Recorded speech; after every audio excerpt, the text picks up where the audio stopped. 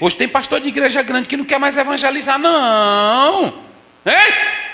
E hoje nós não queremos mais evangelizar. Coloca a mocidade, paga um líder para ser líder de grupo. Rapaz, Deus não mandou tu botar a equipe para ir apenas. Tem obreiro, irmão, que a gente até para falar com ele é difícil. Uma vez eu vi um pregador: não me toquem, não me toquem, eu estou na unção. Oh, deixa de mentira, mentiroso. Mas vós sois da geração eleita, sacerdócio real, nação santa, povo adquirido para proclamar as virtudes daquele que vos chamou para a sua maravilhosa luz. Povo de Deus, a paz do Senhor. Nação brasileira e outros países aonde tem servos do Senhor, adorando a Deus e ouvindo a EBD Online. Que Deus abençoe a todos. Para nós sempre é uma alegria, é um prazer tê-los aqui, ouvindo a palavra de Deus, compartilhando. Eu quero agradecer a cada irmão que pede para compartilhar, pede para dar um like, comunica a mensagem, porque essa EBD aqui, ela só tem um objetivo: levar a palavra de Deus. Nós sempre estamos dando essa ênfase aqui aos sábados. O nosso objetivo é levar a palavra de Deus. Quero cumprimentar todas as lideranças de todas as igrejas do Brasil, as irmãs, as mulheres. Um abraço especial a todas as crianças, aos adolescentes e jovens. Permaneçam firmes e que Deus abençoe a todos. Comigo, professor César, pastor Luiz, pastor Adalberto, Nilton. Na filmagem, Caio. Juntos formamos a EBD Online para abençoar a sua vida, em nome de Jesus. Vamos orar com o irmão Nilton nesse momento. Oremos. Pai querido, Pai santo, nessa oportunidade, Senhor, queremos te agradecer por estarmos aqui em mais uma aula, Senhor amado. Desta feita, está bem te apresentar, Senhor, nosso pastor, o professor Osiel. Tome em tuas mãos, como sempre tens feito. Também, papai, queremos te apresentar cada um, Senhor, que está do outro lado, ouvindo, assistindo essa aula. Ser conosco, abençoe, Senhor, para que possamos entender e aprender, Senhor, de ti. Fica conosco, é o que nós te pedimos e te agradecemos em nome de Jesus. Amém. Muito bem, queridos irmãos, qual é a nossa lição, pastor Luiz? Lição de número 2, tema: o Deus Pai. Primeiro ponto, a identidade de Deus, o Pai. Subponto 1, o Pai é único e verdadeiro. Subponto 2, o Pai é a fonte da divindade. Subponto 3, o Pai age por meio do Filho e do Espírito. Ponto de número 2, o Pai revelado em Cristo. Subponto 1, o Pai se revela aos humildes. Subponto 2, o Pai se faz conhecer pelo Filho. E subponto 3, quem vê o Filho vê o Pai. Ponto de número 3, a pessoa de Deus Pai. Subponto 1, atributos incomunicáveis do Pai. Subponto 2, atributos comunicáveis do Pai. E o subponto 3, os nomes que revelam o Pai. Muito bem, esta lição ela está tratando sobre a pessoa de Deus. Na lição passada falamos no início sobre a Trindade. E agora o autor ele vai começar a dissecar, a descrever em separado cada pessoa. E aqui ele começa com o Pai. E nesse primeiro ponto, a identidade do Pai, ele quer mostrar a natureza do Deus Pai. Como base ele vai citar o Shema de Israel, 6:4, ouve Israel, o Senhor teu Deus é o único Deus. Então, dentro dessa ideia, ele vai construir a ideia de Pai como único Deus verdadeiro, o Pai como fonte da divindade, e o Pai age por meio do Filho e do Espírito Santo.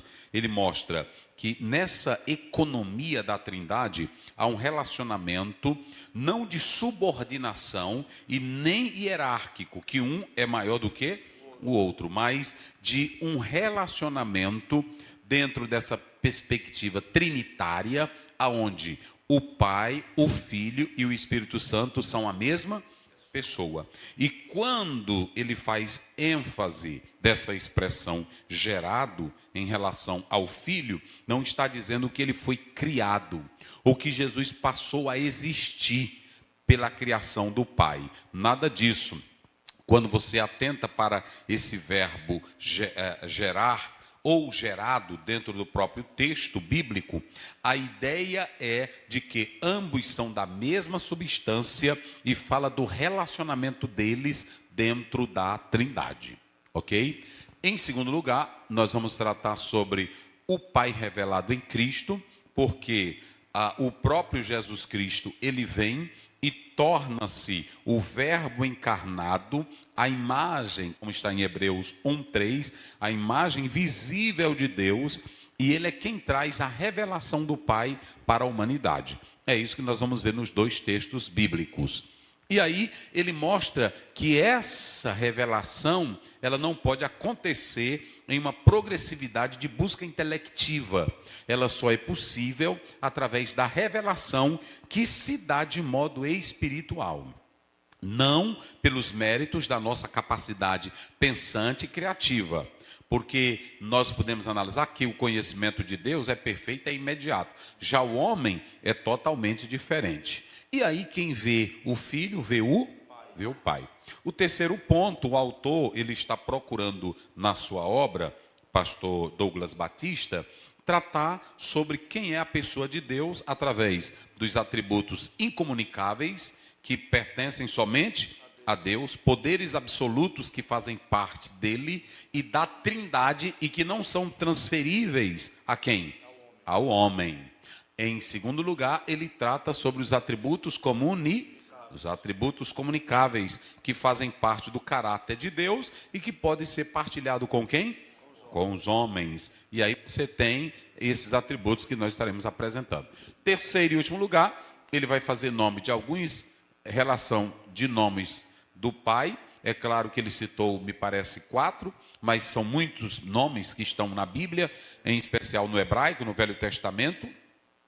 E as obras teológicas, elas apontam isso. Nesses nomes, porque na Bíblia, no hebraico, o nome de uma pessoa falava do próprio caráter dela. Era caráter e origem. Então, os nomes de Deus revelam o seu caráter, a sua origem e o seu poder. É isso que nós estaremos estudando. Então, esse é o esqueleto da lição que nós iremos tratar. Vamos ao texto bíblico. Lição 2. Lição 2, texto áureo. Ninguém conhece o Pai, senão o Filho, e aquele a quem o Filho quiser revelar. Mateus 11, 27, parte C. Verdade prática. Conhecemos a identidade, os atributos e a glória do Deus Pai, por meio da revelação de Cristo e da ação do Espírito Santo. Não é possível conhecer a essência de Deus pela linha intelectiva, pelo conhecimento de pesquisa, de análise. Não. A revelação de Deus, o conhecimento de Deus só se dá pela revelação divina. Na aula passada, nós demos aqui alguns exemplos. João capítulo 1, verso 10 e o verso 11. Os quais não nasceram da vontade do homem, nem da carne, nem da vontade de homem algum, mas da vontade de Deus. Em João 3, Jesus disse para Nicodemos: tu és mestre e não entende isso? Foi necessário que acontecesse uma revelação espiritual.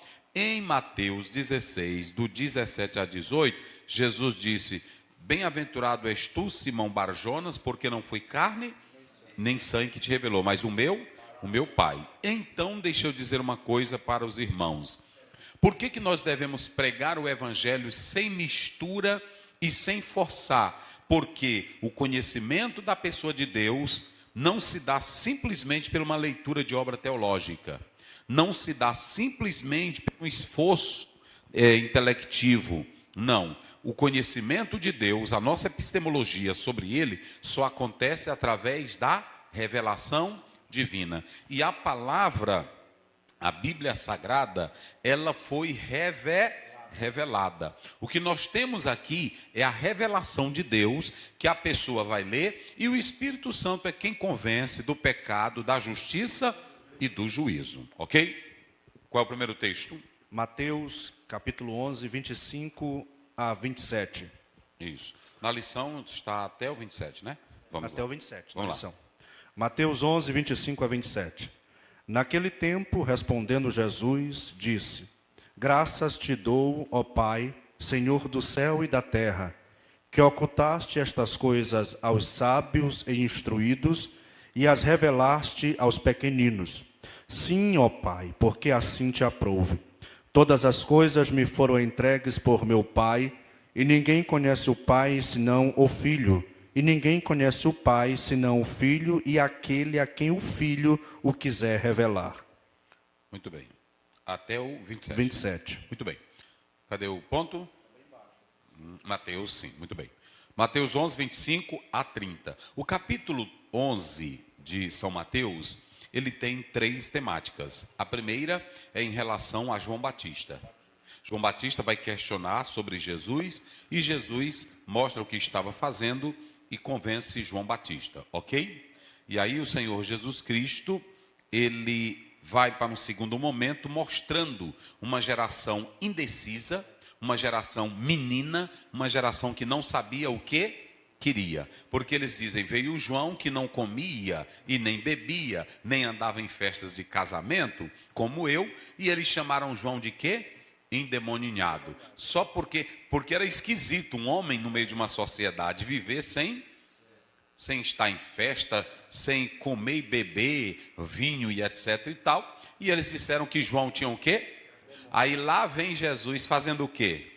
Comendo, bebendo. Jesus era muito sociável, gente. Olha, isso aqui é uma lição para nós. Jesus era Tem crente que quer fugir, tem crente que não sabe o que quer. Aí entra o problema. Mas Jesus era sociável. Ele ia para as festas, está lá em João 2, ele ia para casamento, está lá em Mateus 9, ele ia para convite até para a casa do pior pecador, vagabundo, miserável, cachorro.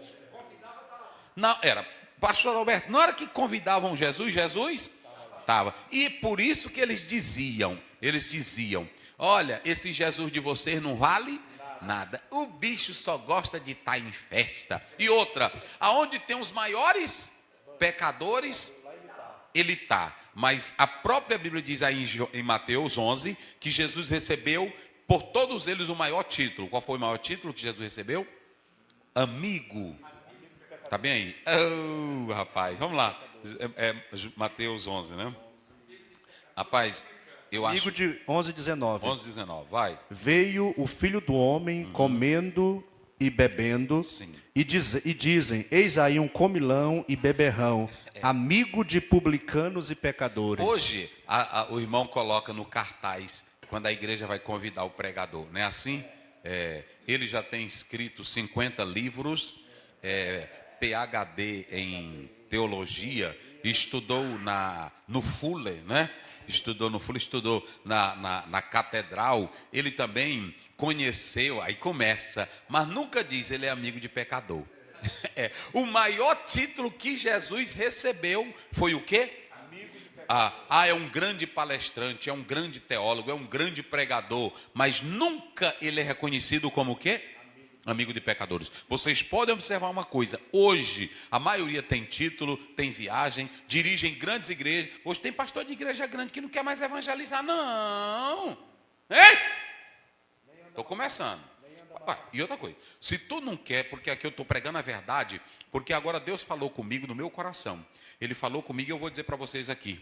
Tem muita gente que tem raiva, mas Deus está dizendo, te coloca na brecha com sinceridade, porque a minha igreja, ela precisa ser recuperada dessa imoralidade de muitos homens que estão fazendo da igreja um pedestal só para fazer as suas vidas, que não evangelizam mais, que usam a igreja como um status político dele e que na verdade não prega evangelho. Irmãos, eu estive agora pregando em uma cidade e Deus colocou na minha mente um tema, um Deus para a cidade. Eu estava pregando agora para aquela sociedade. E eu, quando estava lendo o texto na minha casa, a Bíblia diz, e Paulo, andando em Atenas, se revoltou contra a idolatria ali presente. Andando Aí eu fiquei pensando, meu Deus, como é que Paulo era fundador de igreja, escrevia cartas, tinha tempo para tratar dos problemas da igreja e ainda E hoje nós não queremos mais evangelizar, coloca a mocidade, paga um líder para ser líder de grupo. Rapaz, Deus não mandou tu botar a equipe para ir apenas. Ele diz, fazei discípulo de todas as... Então Deus colocou isso no meu coração. Então aqui é o seguinte, se tu quer pregador coach, tem muito YouTube aí, não tem? Vá para lá. Se tu quer pregadorzinho que anda com profetada, tu vai seguir. Aqui é a verdade de Deus para sarar a igreja. Nós queremos ver uma liderança, e eu respeito a liderança. Eu respeito meu presidente, pastor José Wellington. Eu só estou dizendo o seguinte, a casa tem que ficar limpa. Porque Deus não está atrás de quem é bonito, de quem é grande, de quem é título, de quem dirige igreja grande. Olha como é que o povo chamava Jesus. Como era que o povo chamava Jesus? E aí eu pergunto, Jesus só pregava? Jesus só evangelizava? Jesus só ensinava? O que ele fazia? Ele curava, ele ensinava, ele pregava, mas ele era sociável. Tem obreiro, irmão, que a gente até para falar com ele é difícil. A gente tem até vergonha. Tem irmão que chegou, pastor, eu consegui falar com o senhor. Eu disse, irmão, quem sou eu, irmã?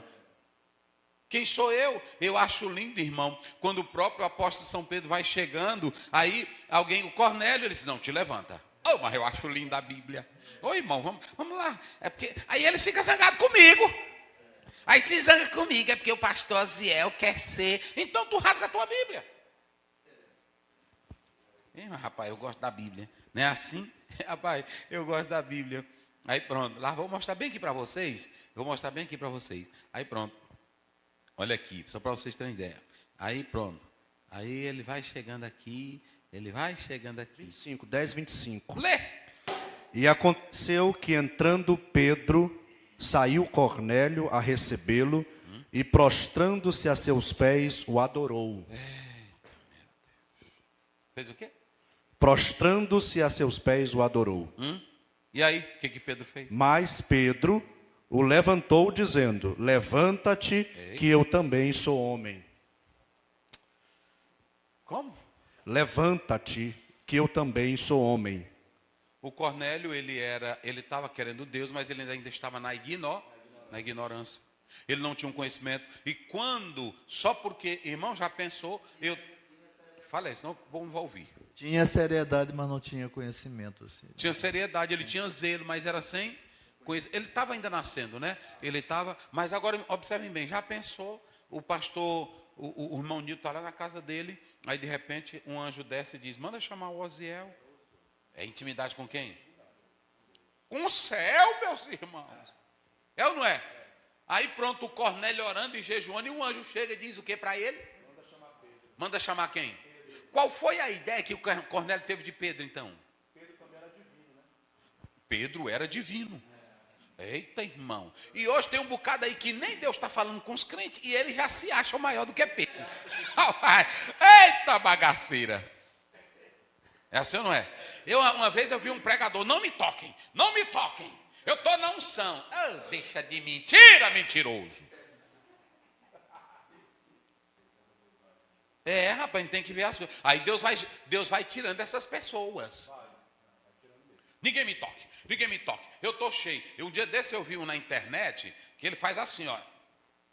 E aí a pessoa, puf, no chão. A poder da bola, o poder...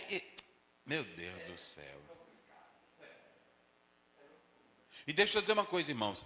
Não tem pastor em púlpito de igreja que enfeitiça serpente? Tem ou não tem? Tem. Lá nos Estados Unidos tinha uma igreja, um dia desse morreu um. Porque é o seguinte, se eu começar a doutrinar meus membros com o poder da hipnose, tudo que eu falar, eles vão fazer o quê? Eles vão acreditar. Por exemplo, tem hipnólogo que ele faz você comer uma cebola, dizendo que é o quê? Que é uma maçã. E o pregador, quando ele usa esse poder da hipnose, ele diz assim, hoje, ele já entra no culto assim, hoje, Deus me revelou que essa multidão todinha vai cair. Ele já está fazendo o que com ela? Hipnotizando ela. E aí o mais interessante é o que ele falou aqui, a sinceridade. Aí lá, já pensou, irmão Nildo, o que é? Vai chamar o Oziel. É intimidade com o céu. É assim ou não é?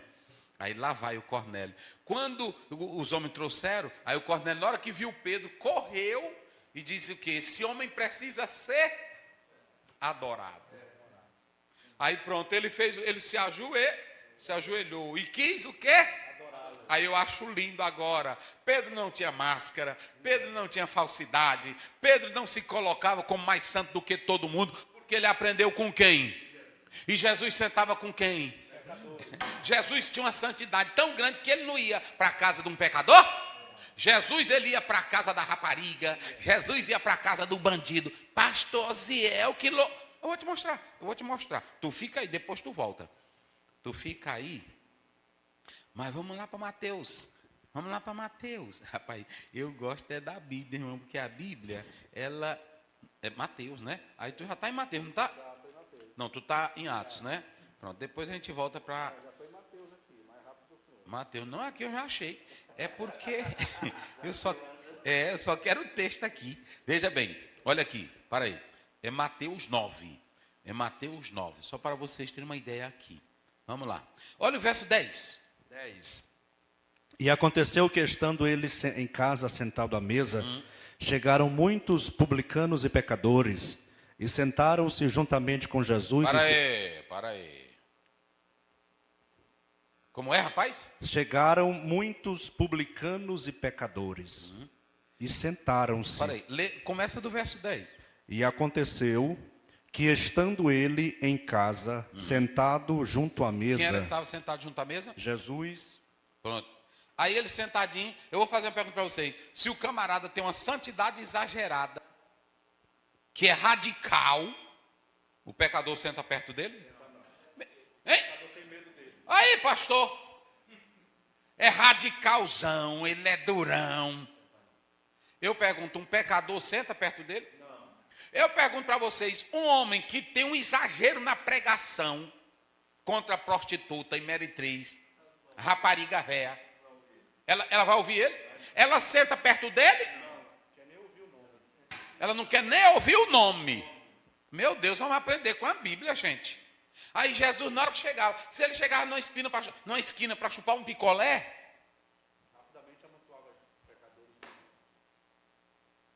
se ele ia para uma praça, o que acontecia? Enchia de gente. E aí, na hora que ele sentou à mesa, o que acontece? E chegaram muitos publicanos e pecadores, e sentaram-se junto com ele e seus discípulos. Outra, Jesus também ensinou os seus discípulos a não serem santarrões. Aonde Jesus chegava, pronto, podia dizer. E um dia os discípulos queriam empatar um rapazinho. Ei, sai, Satanás, sai, em nome de Jesus, sai. Aí os discípulos chegaram, tu não é da escola, rapaz, nós somos autorizados. Não usa o nome do homem. Nós é que estamos andando com ele. Quem é você? Não, é porque eu creio nele. Um dia desse eu estava ali, ele pregando. Eu ouvi ele pregar, eu gostei dele. Não, mas tu está proibido. Aí eles chegaram com orgulho. Jesus. Rapaz, mas tem cara ali, né? Jesus. Tinha um rapazinho ali usando o teu nome. Aí pronto. Ô Jesus, não faz eu dizer isso não, Jesus. É assim? Usando o teu nome. Não, é o seguinte, as Assembleias de Deus não tem tanta coisa, porque nós, os reformados, chegamos primeiro. Tu chegou primeiro do que Abraão? Que já pregou o evangelho lá atrás. Eu nem vou entrar nisso. Agora o que eu quero dizer para vocês, escute bem aqui. Aí pronto, Jesus sentou e vieram quem? E o rapazinho, Jesus, quando eles disseram, olha, nós proibimos, Jesus, parem com isso. Não proibais. Não proibais, porque quem comigo não ajunta, e se ele está usando o meu nome, porque ele crê em mim, deixa ele. Não, mas ele não é formado aqui na nossa escola. Eu não me importo. Quem crê em mim, pronto, acabou-se a conversa. Aí Jesus sentava, na hora que ele sentava, quem era que vinha? Os pecadores, velho. Irmão, não era pecadorzinho, velho, não. Publicanos e pecadores. Só que os fariseus chegavam. Fala aí, não povo ouvir, que eles me reclamam aqui, pastor. Transgressor da lei e os pecadores. E os publicanos eram os ladrões, considerados uma classe de ladrões, que eram judeus e cobravam imposto para os romanos. Então o ladrão ia. Aí, mas vamos ver. Achava amparo nos pés de Jesus. Aí quando ele chega, também chegam os religiosos. Fariseus juntos. Olha aí. E os fariseus, vendo tudo isso, disseram aos discípulos: Sim. Por que come o mestre de vocês com publicanos e pecadores? Cadê a ética? Cadê a postura desse homem? Ele não conhece a Torá, a lei. Nós não podemos ter contato. Esse mestre é o mestre de vocês? A respostazinha de Jesus. Jesus, porém, ouvindo, disse-lhes: Não necessitam de médico. Rapaz, eu não estou atrás de quem tem religiosidade, não, rapaz. Eu não estou atrás de quem tem só conhecimento de Bíblia, não. Eu estou atrás de quem está doente. Aí eu pergunto, eu estou atrás de quem está doente? E eu pergunto aqui uma coisa. Tu está filmando, Caio? Bota para cá. E eu vou fazer uma pergunta aqui. Alguma vez Jesus foi atrás de um fariseu? Não. Hein?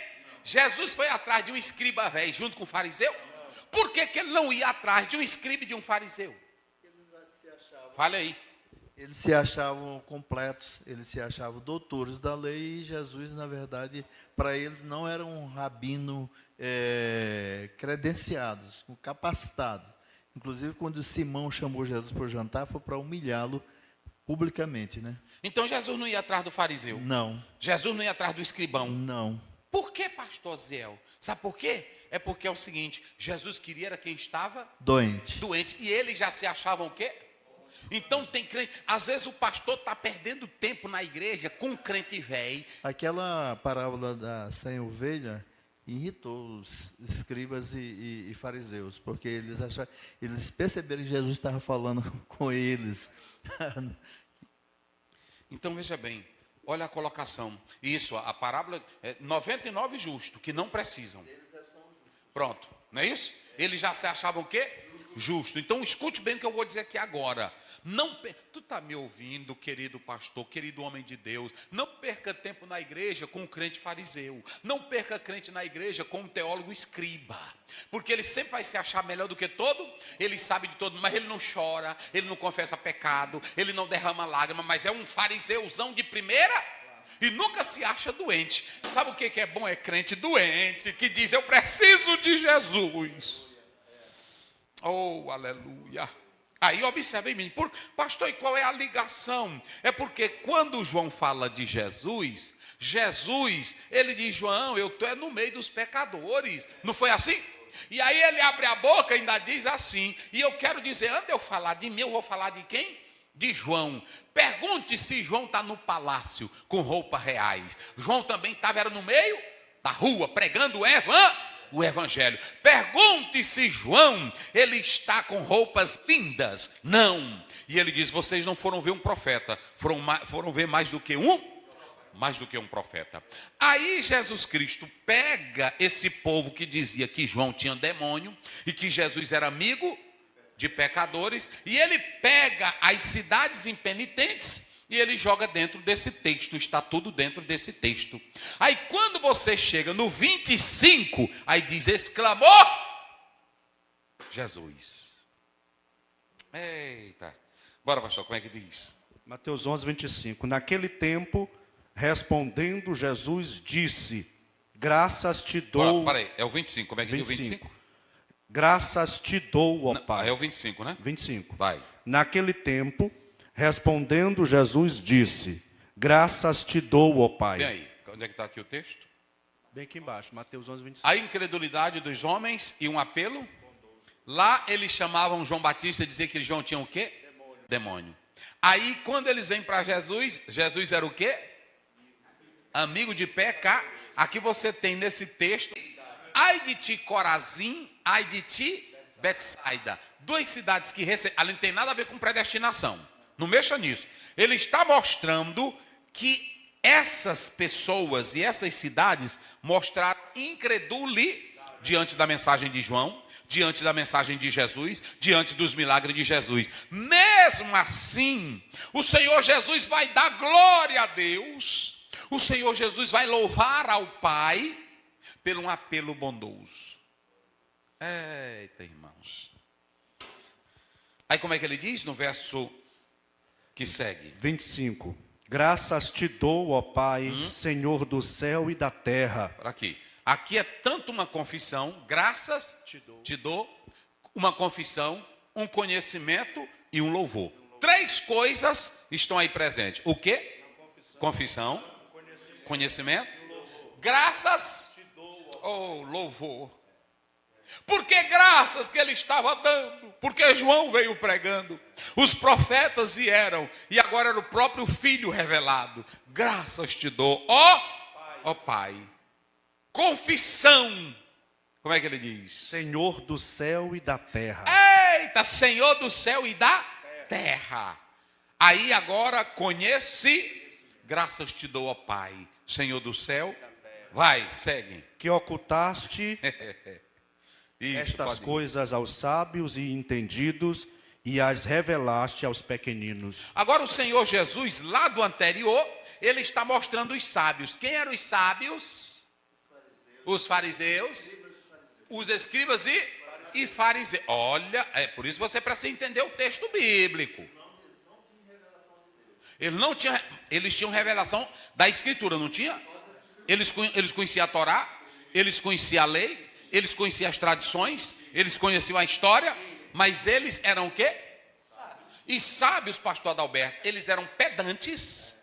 Eles, na sabedoria deles, achavam que sabiam tudo e que quem quisesse Deus tinham que procurar quem?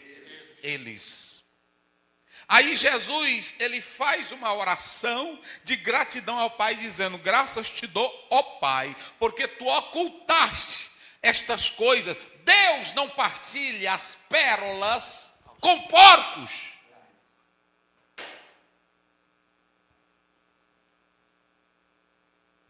Deus não está atrás de gente que conhece muito. Deus está atrás de pessoas que querem relacionamento com Ele, que querem aprender dele. A minha alma tem sede do Deus vivo. Oh, aleluia. Tem muita gente aí aprendendo. Olha, tu está filmando, Caio? Eu vou dizer uma coisa para vocês e para você. Bota para cá, bota para cá, bota para cá.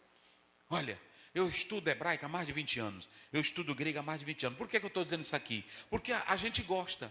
Mas você tem que ter todo o cuidado para não ser apenas um camarada que confie nos seus estudos. Vocês entenderam? Tem muita gente que pesquisa muito, lê muito livro, e quando ele vai pregar, ele cita mais livro do que a própria Bíblia. E tem muitos também que leem Bíblia, mas não conhecem o Deus da Bíblia. Conhece a Bíblia. E lá em João 17,3 diz: e a vida eterna é esta, que te conheça a ti só, o único Deus.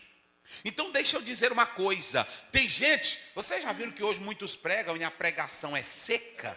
A pregação mais parece uma monografia. Vocês podem observar, a gente compra um livro hoje, quase não tem nada do autor no livro. Ele cita vou colocar aqui em 3 parágrafos, ele cita 10 autores. Ou seja, não tem nada dele, nem comentar profundamente o que o outro coloca, ele sabe comentar. Ou seja, nós estamos, como dizia Tobias Barreto, em uma sociedade que é apenas Ctrl+C, como é que ele diz? Ctrl+C, Ctrl+V, não é isso? É apenas uma sociedade que, na verdade, é repetitiva. Pastor, o senhor está dizendo que não é para ler? Não, eu estou dizendo que é para ler. O senhor está dizendo que não é para pesquisar? Eu estou dizendo que é para pesquisar. Agora, mensagem para dar para a igreja, só presta se for de joelho. Só presta se vier de um crente transformado, como diz Oséias 6,3. Conheçamos e prossigamos em conhecer ao Senhor. Vocês sabiam que já tem muitos sacerdotes que estão com doutorado, que o ministério dele já foi cassado faz tempo? Ele tem profissionalismo. Pastor Oséias, onde é que o senhor está dizendo isso? Oséias, oh meu Deus, vamos lá para Oséias 4, é aí. Vai lá. Oséias 4, verso 6. 4:6. Oséias 4. Opa, passei de 5. 4, 6, vamos lá. 4:6. O meu povo foi destruído porque lhe faltou o conhecimento. Olha lá, preste bem atenção. Esse conhecimento aí não é teórico, é um conhecimento relacional. Eu pergunto, leia o texto. O meu povo foi destruído porque lhe faltou o conhecimento. Prossegue. Porque tu rejeitaste o conhecimento, Sim. também eu te rejeitarei. Uhum. Para que não sejas sacerdote Pronto, diante de mim. Para aí. No momento em que o sacerdote rejeita o conhecimento de Deus, o que Deus diz? Deus já rejeitou ele. Então existem muitos sacerdotes que estão no altar, mas apenas estão mas Deus já rejeitou. Porque ele não valoriza o quê? Por isso que lá em 1 Pedro 3, 2 Pedro 3, 18 diz, crescei e no quê? E esse conhecimento ele só vem se os olhos espirituais forem abertos. Pastor Adalberto, pastor Luiz. É por isso que lá em Efésios 1,18, Paulo diz, abrindo os olhos do vosso entendimento. Relacionamento com Deus não é comprar a obra de Schaeffer, de Strong. Relacionamento com Deus não é apenas me debruçar em grandes livros. Relacionamento com Deus é quando Deus que apareceu a Moisés. Eu sou Deus de Abraão. Eu sou Deus de Isaac. E eu sou Deus. Depois daí, meu irmão, eu posso comer em qualquer faculdade, mas eu já sei quem é o Deus da Bíblia. Eita, agora tem gente que só conhece o livro, mas não conhece o Deus do livro. Aí observem bem, ele diz assim, eu te dou graças, ó Pai, Jesus alegre, Jesus feliz, eu te dou graças, ó Pai, porque tu ocultaste essas coisas aos de nariz empinado, os arrogantes. E ao quem? Aqueles que se achavam espirituais e diziam que entendiam as coisas. Aí ele diz, mas tu revelaste a quem? Os pequeninos aqui, veja bem, o Senhor não está dizendo que a revelação vem pelo senso comum, que a revelação vem por uma grande epistemologia, teoria do conhecimento, que a revelação vem por vasta pesquisa. A revelação, ela vem do céu, diretamente de Deus. 2 vezes aparece aí o verbo revelar, em Mateus 11, 25 em diante. 2 vezes, não é isso? Graças te dou, ó Pai, porque revelaste, e no versículo 27, a quem o Filho quiser revelar. A quem o Filho quiser revelar. Aí veja bem, a pessoa diz, olha, aqui está falando de predestinação, que é a quem o Filho... Não, o Deus que se revelou no universo, Salmo 19 primeiro, o Deus que se revelou no universo, Romanos capítulo 1, Deus se deu a conhecer, e agora o Deus que se revela em Cristo, chamado de Emmanuel, para toda a humanidade. Agora ele diz, mas tu revelaste a quem? Aos pequeninos. Quem é pedante, quem já se acha sabichão, Deus não se revela. Ele só se revela para quem é. E o pequeno aqui é o humilde que diz assim, eu não sei, eu dependo, me ajuda, Senhor, me ilumina, Senhor, me mostra, Senhor. Aí Deus chega. Olha o grandão Paulo, quem é? Atos 9. Olha o grandão Paulo, quem é? O que ele diz? Eu sou Jesus. A quem tu persegue. O Senhor só vem quando tu pergunta quem é. É assim, pronto. Então, escutem o que nós estamos dizendo. Primeiro, sábios, entendidos e pequeninos, a glória do Evangelho. Onde é que está a glória do Evangelho? A glória do Evangelho está quando o pregador busca o que os pais da igreja disseram, o que a patrística disse, o que a escolástica disse. A glória do Evangelho está onde, gente? O que é a glória do Evangelho? A glória do Evangelho é que ele é para os pequeninos, ele é para o humilde, ele é para o que se quebranta. Agora eu pergunto a vocês, o grandão pode aceitar o Evangelho? Pode. O doutor pode aceitar o Evangelho? Nicodemos depois aceitou. O Arimateia aceitou. Outros escribas aceitaram. Judeu também creu em Deus. Sacerdote creu em Jesus. Mas só quando eles se tornaram. Porque aonde tu se achar grande, não há revelação.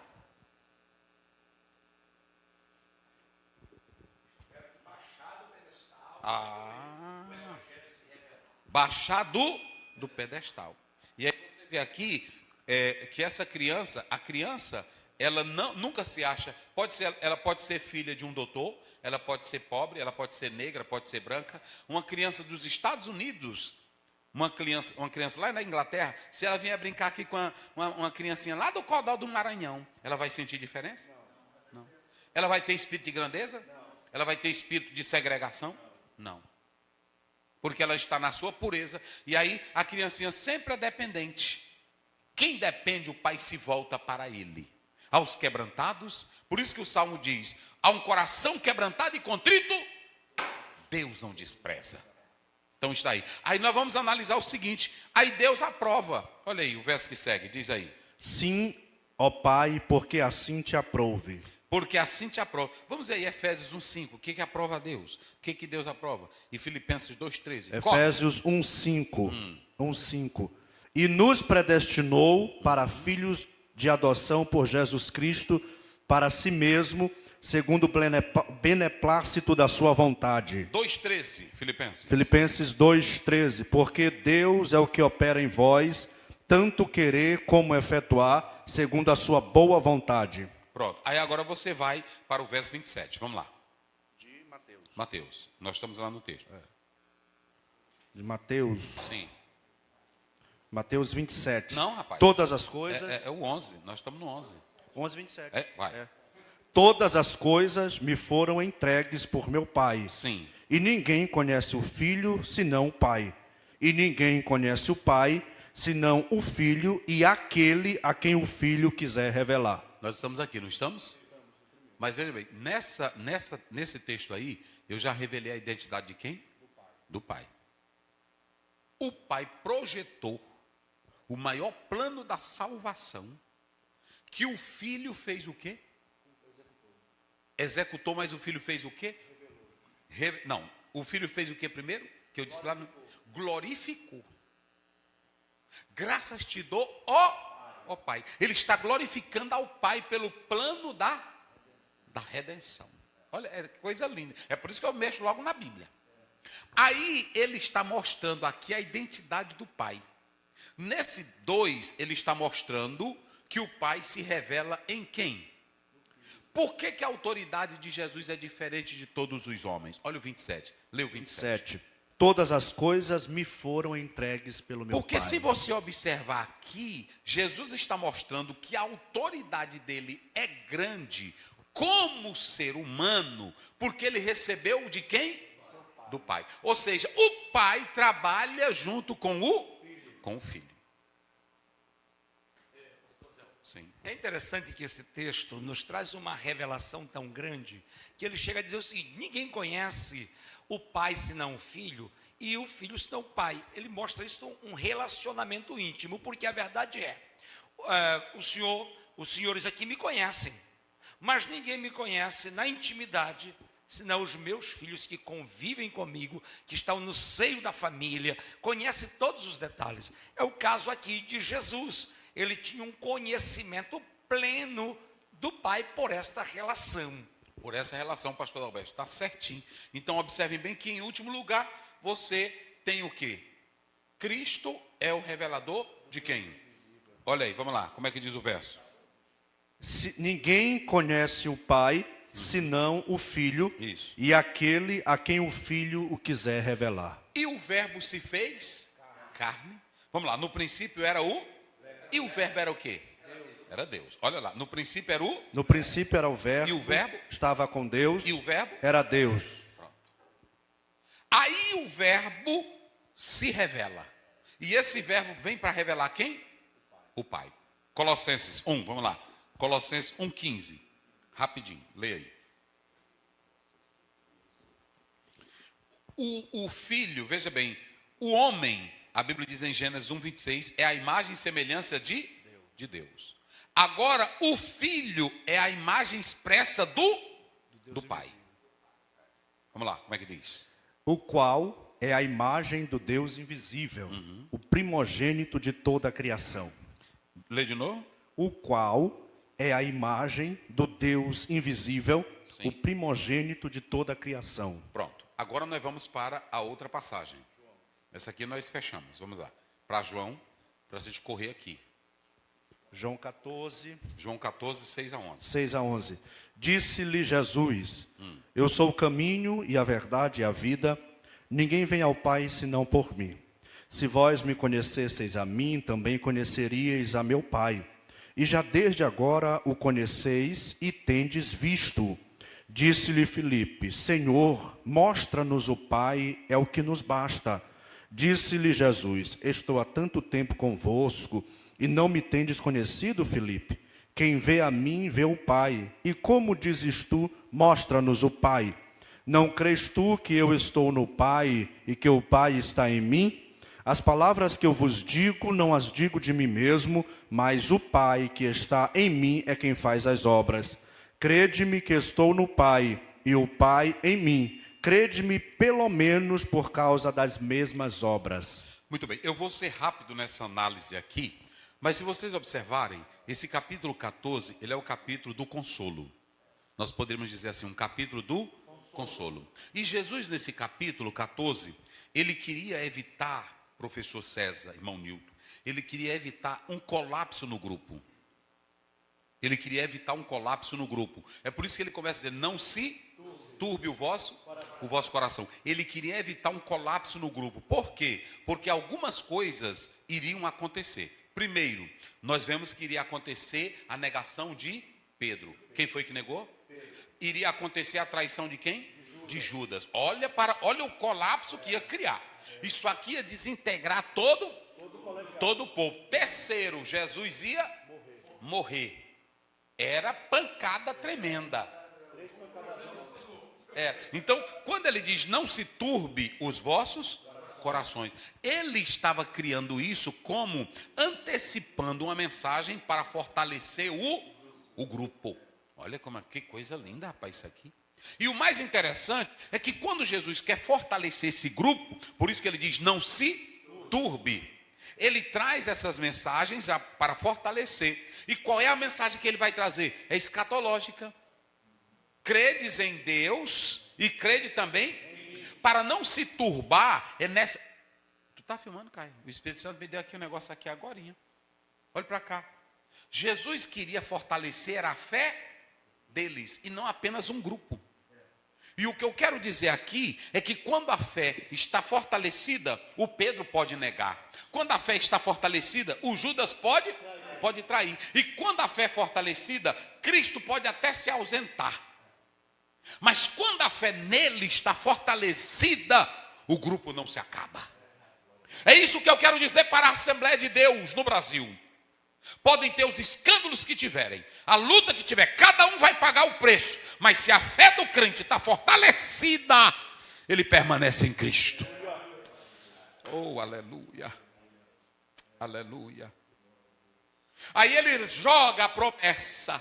E nessa promessa que ele joga, ele está mostrando o destino. O destino para a eternidade. E ele usa um verbo aí, no futuro. Se vocês observarem, isso aí está claro. É um presente do futuro. Eu vou preparar-vos lugar. E se eu for e Parei bem. Eu vou preparar lugar. E o que mais? Virei outra vez. E o que? Vos levarei para mim mesmo. Aqui é a volta iminente.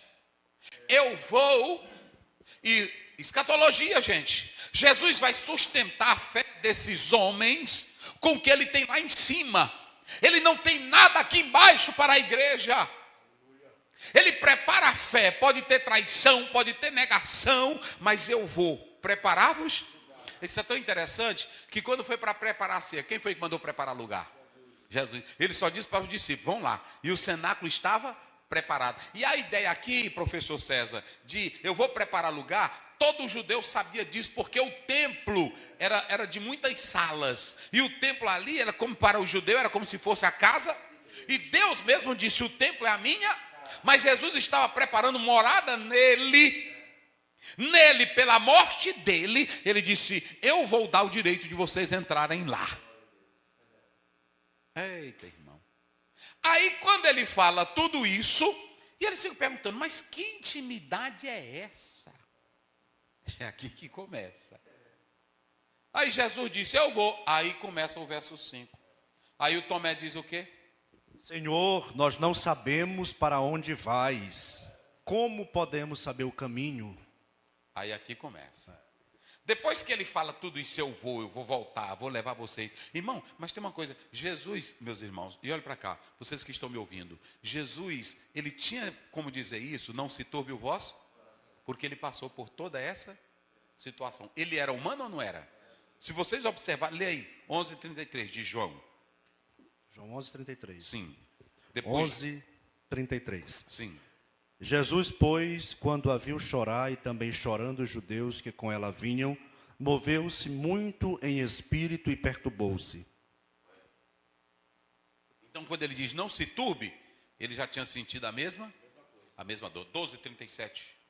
Rapidinho. 12:37. Depois 13:21. E ainda que tivesse feito tantos sinais diante deles, não criam nele. Tá vendo? João 12:37, não é isso? 12:37. 12:27, aliás. 12:27. Agora, a minha alma está perturbada. Aqui diria eu, Pai, salva-me desta hora. A minha alma está o quê? Perturbada. Então, quando ele disse aos discípulos, não se... Ele estava falando só por falar? Não. Ele sabia que o negócio ia mexer? Sabia. Oh, aleluia. Sabe por que o escritor aos Hebreus diz que Jesus é o nosso sumo sacerdote eterno? E sabe por que ele me ouve e te ouve? É porque a dor que tu sente, ele já sentiu ela. O que abalou ele nessa terra, quando ele disse, não se turbe o vosso? É porque ele sabia que a dor ia ser grande. A separação que a morte ia causar seria algo que ia destruir eles. Isso aqui é tão lindo. Quantos dias Jesus passou com os discípulos antes de ir para o céu, depois de ressuscitado? 40. Ele passou 40 dias com eles, fortalecendo. É por isso que os discípulos não tinham mais medo de morrer, não tinham mais medo de nada. Nada separava mais eles. Porque agora a fé estava fortalecida. Nada separa o crente. Que a fé dele está forte. Bota para cá. Ei, criticador, falador, olha para cá. Tu pode falar da igreja, tu pode falar da Bíblia, tu pode falar de pastor, que tem pastor rei que não vale nada, tem crente que não vale nada. Mas quem sabe que a igreja tem homens sinceros, tem homens de Deus, tem mulheres de Deus, e a igreja vai continuar de pé. Porque o dono dela já botou em nós a crença que precisamos para suportar. João 16:33, no mundo tereis... Mas eu venci. Tenham bom ânimo. Tu leu o outro, 13? Ele sentiu, 13:21. 13:21. Ainda não. 13:21. Tendo Jesus dito isso, turbou-se em espírito e afirmou, na verdade vos digo que um de vós há de me trair. Aí observem, Jesus gerou um problema. Sim, não foi? Tu vai, mas nós não sabemos. Olha, está aí, não foi? É no verso 5, né? 5. Ele Senhor, diz, nós não sabemos para onde vais. E como podemos saber o caminho? Nós não sabemos para onde vais. Pronto. Nós queremos conhecer o caminho. O destino, eles já sabiam. Mas eles não sabiam? Aí Jesus entra com essa temática maravilhosa. Jesus, ele diz assim, eu sou o caminho. Mas por que Jesus é um caminho que presta? Porque é um caminho da verdade, não é um caminho da... Ele disse assim, eu sou o caminho, a verdade e o quê? E a vida. Lá em Mateus 7, ele fala do caminho estreito e a porta. Pronto. Então, ele fala também da porta apertada. E aí, ele antecipa, porque aqui ele diz da seguinte maneira, eu sou o caminho. Mas para chegar, andar no caminho, a porta tem que se abrir. Aí depois é que ele vai dizer em João, eu sou a porta. Então Jesus está mostrando aqui que o caminho para uma verdadeira espiritualidade não é subir o monte do Himalaia. O caminho para a espiritualidade não é o yoga. O caminho para a espiritualidade é quem? É Jesus. Eu sou o caminho, a verdade e a vida. Agora preste bem atenção. Olha o verso de número 6. Ninguém... Disse-lhe Jesus, eu sou o caminho e a verdade e a vida. Ninguém vem ao Pai senão por mim. Nós já explicamos. Ele não disse assim, ninguém vai. Porque vai poderia ser o quê? Separado dele, direto. Mas ninguém, pode ser quem quiser, rapaz. Tu só vai se passar por ele, porque lá em 1 Timóteo 2,5 diz, só há um mediador entre Deus, quem é? Acabou-se a conversa. Não tem intermediário. Tu só vai para lá, não, mas o Chico vai me ajudar. Não tem Chico. O espírito da Maria Mulambo vai me ajudar. Não tem espírito de Maria Mulambo. Não é porque a mamãe Maria vai me ajudar. Não. Não tem intermediário. Quem é o intermediário? É só ele. Ninguém, não é assim, pastor, que diz? Ninguém vem senão por mim. Ninguém vai, ninguém vem. Por quê? Porque só tem um que está do lado do Pai. Não é do lado do homem, é do lado do Pai. Quem é que está do lado do Pai? Jesus. Quem é que está do lado do Pai? Jesus. Eita, rapaz. E aí, o Pai revela o Filho, e o Filho é o caminho, é a verdade e a vida. Ele é a revelação perfeita do para se ter a vida verdadeira. E deixa eu dizer uma coisa aqui para vocês muito interessante. Aí agora a gente mexe aí com o que o pastor Adalberto falou. Assim, o Senhor Jesus Cristo, irmãos, ele é o guia. É assim ou não é? Ele é o guia. Agora preste bem atenção. Quem é o guia? Ele diz, eu sou o caminho. Mas ele disse, ninguém vem ao... Jesus como guia, fala alguma coisa fora de si? Ele só fala a coisa do Pai. Ele não fala outra coisa, ele só fala do Pai. Porque o Pai mandou ele revelar o Filho. E aí entra o mais interessante que o pastor Adalberto falou aqui. O conhecimento do Filho é o conhecimento de quem? Do Pai. O que o Filho traz é do... E o que o Filho tem é do Pai. Todo conhecimento do Filho é o conhecimento de quem? Do Pai. Então, quem conhece o Filho, conhece quem? Então, qual é o caminho para conhecer o Pai? É o Filho, gente. Aí está claro, não tem outro caminho, ok? Quem tem o filho tem o pai. Quem tem o filho tem o pai. Certinho. Ele disse, as obras que eu faço, eu não faço de mim mesmo. Eu faço como o Pai me revelou. E entenda bem. Qual é a última revelação de Deus para a humanidade? Jesus. A graça e a verdade. Quando se fala de Moisés, é 1:17, né? De João, vê aí. João 1:17. Pronto. Como é que diz? Não, porque a lei foi dada por Moisés. A lei foi dada por Moisés. E a graça e a verdade vieram por Cristo. Então preste bem atenção. A graça e a verdade vieram através de quem? De Cristo. E quando você lê Mateus 11, volta lá, rapidinho. Mateus 11, um dia desse eu vi uma pessoa pregando, verso 13, dizendo assim, os profetas acabaram. O último profeta foi quem? Do sistema da lei antiga, o último profeta foi. Mas depois o Senhor Jesus levanta novos, não tem mais o ministério de profeta, mas tem o dom da profecia, que o Senhor usa. Como é que diz? Porque todos os profetas e a lei profetizaram até João. Aí, todos os profetas e a lei vieram até João. Pronto. Aí encerrou o profeta, Deus não pode usar alguém com a profecia? Pode, porque você vai ver a Bíblia chamando as filhas lá em Atos 21, as filhas de Filipe de quem? De profetiza. Você vai ver o dom de profecia em 1 Coríntios 12 e em 1 Coríntios 14. Deus usou Ágabo no livro de Atos? Pronto. Isso depois da morte de Jesus Cristo. Então, não venha com essa, os profetas ainda existem. E existem os pastores e pregadores que são os profetas proclamadores da palavra. Então, escute bem. Aí você pode observar que esse ministério de João durou até ali. A lei e os profetas duraram até o quê? Agora vem a graça e a verdade. Mas deixa eu dizer uma coisa interessante. Aí você pode observar que a última revelação perfeita para a humanidade, quem é? É Jesus Cristo. Porque a Bíblia diz em Mateus 1:21, darás à luz um filho, e o seu nome será Emanuel, que traduzido é o quê? Então Jesus é o verbo que agora vem para revelar o Pai. O Filho revela o Pai em todo momento. E aí o mais interessante, leia aí o verso 7, para a gente correr aqui. 7. Se vós me conhecesseis, também conhecerias a meu Pai, e já desde a o tendes visto. E eu acho triste essa parte aqui, porque Jesus fica até decepcionado. Ele disse, há tanto tempo que eu estou, e vocês ainda me perguntam, como o Filipe disse, mostra-nos o... É porque é o seguinte, o Filipe achava o seguinte, será se Filipe tinha alguma noção de Deus Pai? Ele tinha uma noção de Deus Pai. Só que ele não tinha o conhecimento pela revelação.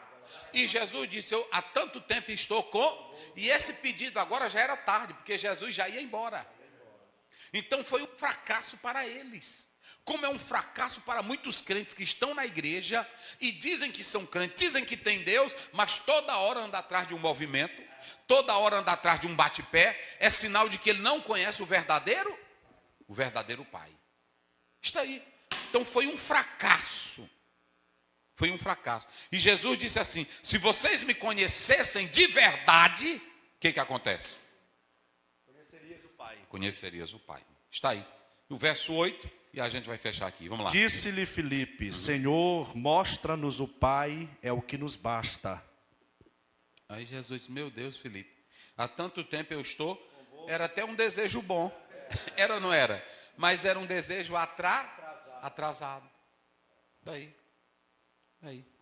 Irmãos, quando a gente lê Êxodo 33, Moisés tinha intimidade com Deus, não tinha? Mas ele disse: eu quero ver a tua glória. Ele não se contentava só com aquilo ali. Por que teve pessoas que eram de fora e conheceram que Jesus é o Filho de Deus, e muitos que estavam com Jesus não conheciam? Eita, vamos finalizar aqui. Aí observem bem, o Filho todo o tempo esteve revelando quem? Porque lá em João 10:30, o que ele disse? Eu e o Pai somos quem? Então, se ele e o Pai era um, e aí Jesus se revolta, o pastor Adalberto falou bem aqui, porque veja bem, Jesus queria que os discípulos testemunhassem que ele e o Pai tinham intimidade, e eles nunca perceberam isso. Um momento ele disse: e a vida eterna é esta, que te conheça a ti só, Deus verdadeiro, e a Jesus, a quem tu enviastes. E aí, pastor Adalberto, o próprio Jesus disse, eu e o Pai somos, e ele todo o tempo mostrava o trabalho. Olha, quando você observa aí, nesse verso, é o verso 10, vamos lá. Não crês tu que eu estou no Pai, Olha. E que o Pai está em mim? As obras que eu vos digo, as palavras que eu vos digo, não as digo de mim mesmo, mas o Pai que está em mim. Peraí. São duas coisas que testemunhavam que Jesus estava no Pai. Qual era a primeira? As palavras. Peraí. Qual era a primeira? As palavras. Tudo que Jesus falava vinha de quem? Do Pai. Mas eles não percebiam. Eita, meus irmãos. Lá, primeiro, qual era? Para provar que Jesus estava com o Pai, que havia união, era o quê? As palavras. E a segunda? As obras. As obras confirmavam que Deus estava com Jesus. Pronto. Esses textos, eles estão mostrando a identidade do Pai e a união com o Filho. Eu vou finalizar aqui, mas eu queria falar algo muito interessante. Primeiro, pastor Ziel, nós estamos estudando essa lição, a Santíssima Trindade. E há tempo a gente vem tratando. Roger Olson, na obra que ele escreve, A História da Teologia, ele até diz, eu até coloquei aqui, nesses apontamentos, finalzinho aqui, eu coloquei, por exemplo, você pode ler a obra a Dogmática Eclesiástica de Karl Barth, da São Paulo Sinodal. Você pode ler a Teologia Sistemática de Berkhoff. Você pode ler a Teologia Sistemática de Erickson Millard, Gruden, a Teologia de Wayne Gruden, e você pode ler Alistair McGrath, a Teologia Histórica. Eu já li essas teologias. Tudo isso aqui que nós estamos falando, e que o autor que escreveu esse livro fala disso aqui. Mas aí você pode ler isso aqui tudinho. Tem uma coisa que eu estava lá em casa hoje meditando. A primeira pergunta é: pastor Zé, mas qual a relevância dessa doutrina da Trindade para nós hoje, em pleno século XXI? Primeiro, é estrutural. O que quer dizer estrutural? Você tem que saber quem é Deus, como Deus age e como a igreja crê e adora e vive a fé nesse Deus. A relevância dessa doutrina é para isto. E quando eu pego a doutrina da Trindade, ela vai me dar três coisas. Uma, ela vai mostrar que o Pai é quem planeja tudo. Gente, lá em Gênesis 3, quando Adão e Eva pecaram, quem foi que planejou a redenção? Quem foi que planejou as vestes para eles? Quem foi que planejou eles não ficarem em pecado no Éden? O Pai. Tudo quem planeja é o Pai. Efésios capítulo 1, do capítulo 3 a 6. Depois, o Filho quem é que executa o plano do Pai? O Filho, Efésios capítulo 1, 7 até o verso 12. E quem é que aplica a obra da redenção? Aí você tem Efésios 1, 13 e 14. Então, aí você pergunta: pastor, e sem o ensino da Trindade? Primeiro, sem o ensino da Trindade, a cruz perde a sua profundidade. Sem o ensino da Trindade, a oração perde o endereço. Porque Jesus disse: orem em meu Em meu nome. Sem o ensino da Trindade, a salvação não tem coerência. Fala aí. Se não entender, não tem problema, só creia. Se eu não entender, eu só posso crer, não é isso? E Millard Erickson diz assim: a Trindade não é um luxo teológico, mas uma necessidade para a integridade da fé cristã. Pronto. Então eu estou mostrando qual é a importância da doutrina da Trindade. Segundo, o termo gerado, genau, no presente do indicativo. O que é o termo gerado, pastor? Gerado não indica criação nem início no tempo. Gerado aqui é a consubstância igual com o Pai. Falei. A gente estranha, porque isso é um semitismo. E é uma questão de genitivo também. É tipo uma preposição de em português. Se eu digo, eu vou na casa de João, a casa de João, ou ele mora na casa. Isso. O guarda-chuva de João. João é o dono do guarda-chuva. Mas se eu disser o João é o mau caráter, eu estou falando do próprio João. Então, vê então o genitivo. É tipo o genitivo, o Espírito de Deus, de posse, de origem ou atributivo. Então, é uma questão de genitivo. Então, em português é difícil, mas não é que Jesus foi gerado. Não. Está fora do tempo. E esse termo que foi usado pela igreja, esse termo gerado, eu coloquei aqui, ele não está se referindo ao sentido biológico, nem ao sentido cronológico, e nem ao sentido criacional. De maneira nenhuma. De maneira nenhuma. Isso aqui, se você usar, é heresia. Então, no sentido de geração, é consubstancial ao Pai. A geração do Filho é eterna, Salmo 2,7, ontológica, não temporal, e uma relação interna na Trindade. Como também o Espírito Santo não é gerado. O Espírito da verdade que procede do Pai. O Pai é a fonte pessoal, o Filho é gerado eternamente e o Espírito é procedente do Pai. Outra coisa, a subordinação é bíblica ou herética? Porque quando você lê João 14:28, Jesus disse assim: o Pai é maior do que eu. Mas em que sentido o Pai é maior do que o Filho? É simplesmente na questão da obra da salvação, porque Jesus se tornou o quê? Homem, servo, Isaías 53. Então, nessa economia teológica, o Filho ele é menor do que o Pai. Mas nesse sentido, dentro dessa missão, da missão redentora, da encarnação e da economia da salvação. Agora, a subordinação ontológica, ela é herética, não é isso? Ela é herética. Porque se você analisar João 5:23, para que todos honrem o Filho como honram o Pai. Está aí, irmão, está certinho. Aí pronto, está aí. Como a Bíblia trata a doutrina de Deus Pai, eu coloquei aqui, ó. No Velho Testamento, a doutrina era mas lá, o Pai, Deus já era chamado de Pai? Um dia desse eu vi um pregador dizendo, não, no Velho Testamento, ele era chamado. Está aí, Deuteronômio 32:6, Deus é chamado de Pai. E Deus é chamado de Pai em 3 maneiras. Quero dizer para vocês. Isaías 64 também 8 fala. Deus é chamado de Pai por ser o Criador. Quem foi que criou todas as coisas? Então, se Ele criou, Ele é quem? É o Pai. Deus é o Criador no sentido convenatal, quer dizer o seguinte, do pacto. Quem foi que fez pacto com o homem? Aliança. E Deus, Ele é chamado de Deus Pai no sentido plenamente pessoal. No Novo Testamento, Ele é Pai pessoal, Mateus 6:9. Ele é Pai relacional e Ele é o Pai revelado no Filho. Um Filho revela o Pai. A identidade do Pai, se você pegar Deuteronômio 32:6 e João 5:18, aí você tem a identidade do Pai. Deus é Pai de Israel.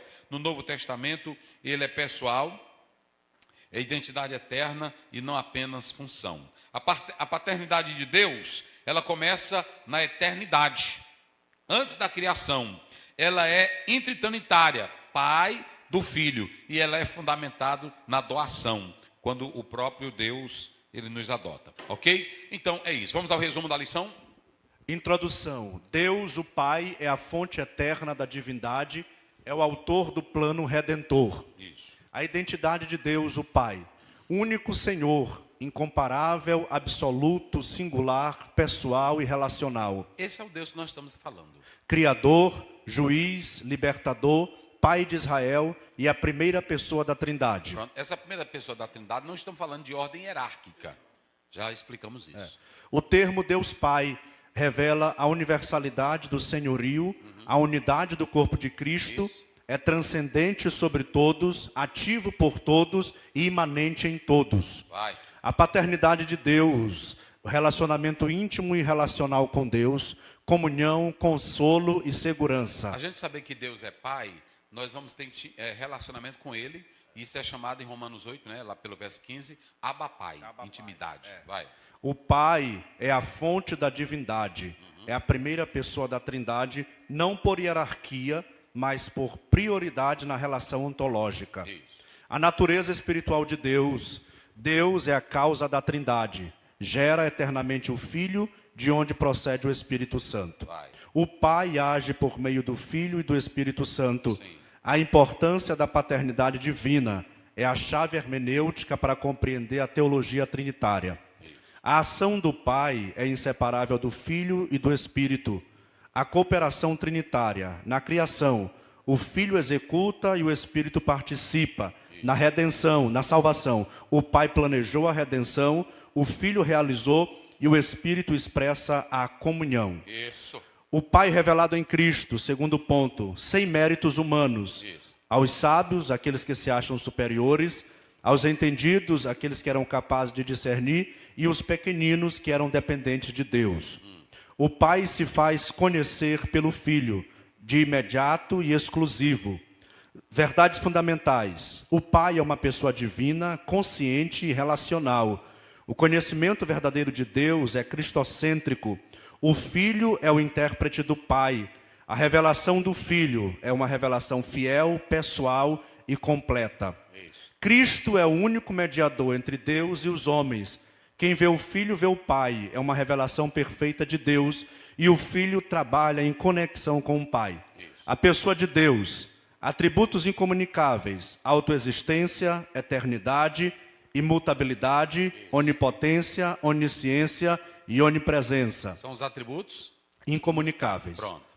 Atributos comunicáveis. Esse daqui da letra B.